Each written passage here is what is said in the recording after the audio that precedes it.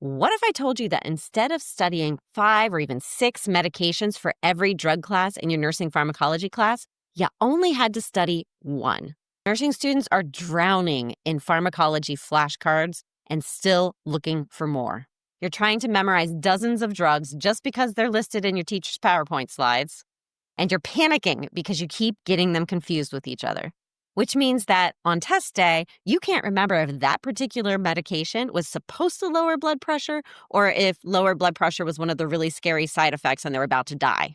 It's demoralizing when you put in that much work to study and then can't keep it straight for the exam, because all that study work is wasted effort. Here's the truth. There is a much easier way to study nursing pharmacology. And that's because all of these medications are grouped into drug classes for a reason. And that's where the prototype method comes to your rescue. The idea behind the prototype method is that you start with one drug class instead of starting with a long list of medications. Then you take that drug class and you choose one medication to represent that drug class. That's your prototype, and you choose it the same way you chose class president back in elementary school. It's a popularity contest.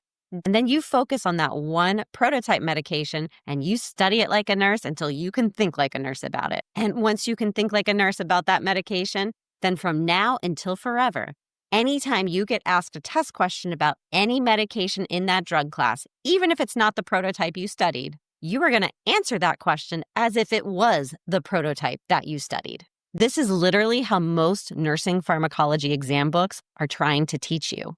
Only nobody has ever bothered to point that out to you before. So if you are tired of drowning in endless lists of drugs, stop. Choose your prototype, study it like a nurse, and then you're going to remember it all the way through NCLEX and in your nursing career beyond.